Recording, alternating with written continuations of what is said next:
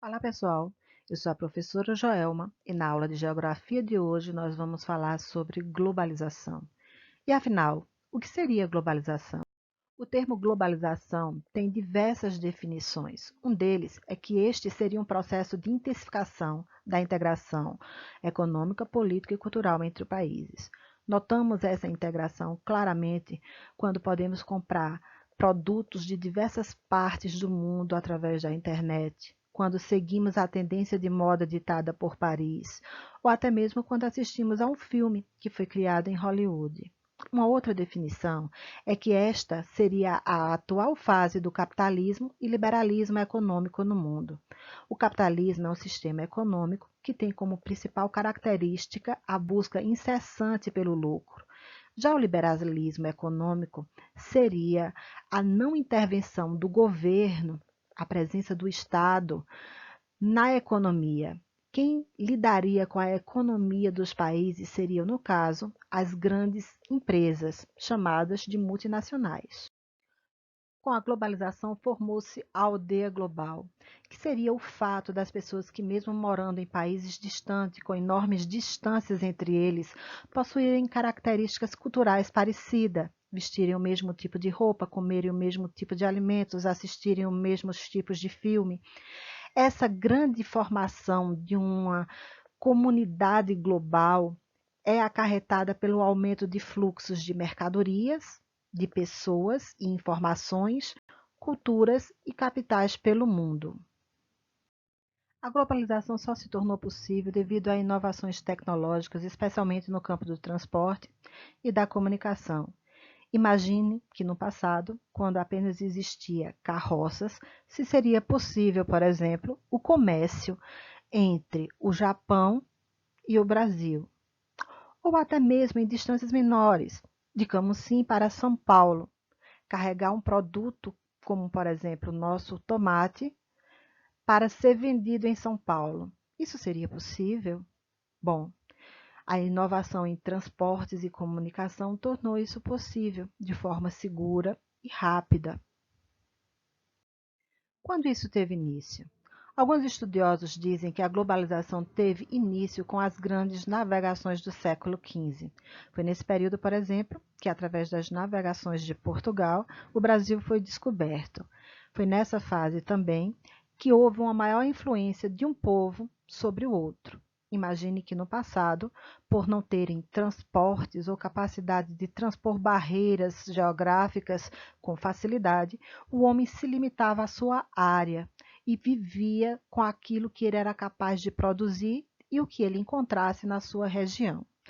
Até chegar a essa atual fase que estamos, passaram várias outras fases e houve diversos fatores históricos e inovações tecnológicas que nos deixaram no atual estado que estamos hoje. Isso causou grandes mudanças na forma de produção, circulação de mercadoria, transporte, difusão de bens, culturas, serviços e comunicação. Hoje nós estamos inteiramente interligados pelas redes digitais. A Divisão Internacional do Trabalho. Novas tecnologias baratearam e tornaram mais rápidos os meios de comunicação e de transporte. Somado a isso, veio o crescimento da população mundial e a melhoria de seus rendimentos, além da entrada de novos países no comércio internacional. Todas essas mudanças ocorridas no mundo causaram um grande aumento no consumo e na produção de produtos industrializados. Porém, esse grande comércio internacional não contava com participação igualitária de todos os países, nem no comércio, nem nos seus lucros. Houve então uma divisão internacional do trabalho que foi estabelecida depois da Revolução Industrial. Existiam dois tipos de grupos de países: os países fornecedores de produtos industrializados, que eram aqueles países ricos. Aqueles poucos países industrializados distribuíam seus produtos pelo mundo. Já os países pobres, que ainda não tinham tecnologia para a industrialização, eles só tinham matéria-prima para fornecer nesse comércio internacional. Essa troca era muitas vezes injusta. Apenas um exemplo e você compreenderá. Será que uma carga de computadores tem o mesmo valor que uma carga de cana-de-açúcar? Bom, por aí você vê a injustiça nesse tipo de troca comercial. Com a presença das multinacionais, os países subdesenvolvidos passaram a produzir também produtos industrializados. Surge então a fábrica global. Fábrica global é uma forma descentralizada de produção, ou seja, como nós vemos aqui na imagem ao lado, as peças de um carro podem vir de vários países diferentes. E essas peças, depois de produzidas, são levadas para um outro que vai montar. Por isso, no Brasil, nós não temos fábricas de um carro inteiro, e sim temos montadoras de veículos, certo? Cada etapa da produção desse carro pode acontecer em um país diferente. O mercado do trabalho nessa era globalizada, ele sofreu várias alterações. As empresas, por sofrerem com a grande concorrência, elas vão ter que estar se inovando, tanto na sua produção como na comercialização do produto constantemente. E fazem isso utilizando de inovações tecnológicas para o aumento da produção, para o aumento da qualidade, para não incidência nos erros de produção que levariam à perda de matéria-prima. Tudo isso faz com que as exigências no mercado de trabalho se transformem cada vez maior. A exigência por mão de obra qualificada, com capacidade de lidar com essas novas tecnologias, é constante. Essa mão de obra também tem que ser criativa e tem que estar sempre se adaptando ao novo, além de manter sua capacidade produtiva e com grande flexibilidade para as mudanças no mercado, que pode acontecer de uma hora para outra. Tudo isso vem gerando um grande número de desemprego. Os desempregos na era da globalização, elas podem aparecer de dois tipos. O desemprego estrutural, que seria a substituição do homem por máquinas ou por novas tecnologias, certo?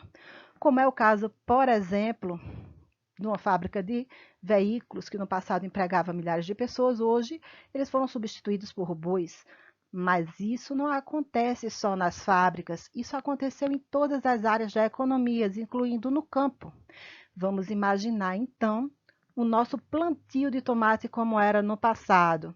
Quantas pessoas não eram necessárias para limpar o terreno, fazer os sucos, colocar as sementes, fazer a aguação, a limpa, a passagem dos venenos, enfim.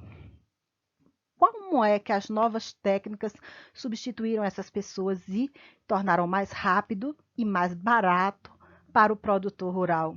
O uso de maquinários como os tratores, as novas técnicas como o gotejamento, fizeram com que diminuísse a quantidade de pessoas trabalhando nesses plantios e causaram um grande desemprego estrutural na nossa região. O outro tipo de desemprego é o conjuntural.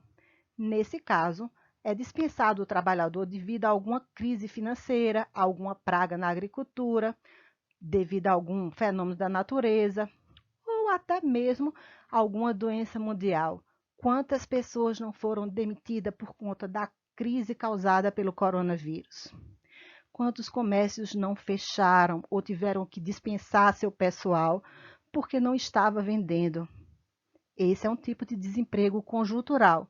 Nesse tipo de desemprego, quando passa o tempo ou quando aquela crise acaba, é normal que haja novamente a chamada desses empregados que foram demitidos. Veja, já no emprego onde há uma substituição de tecnologia, geralmente não. Esse desemprego é permanente. Bom, pessoal, terminamos a nossa aula. Espero contar com a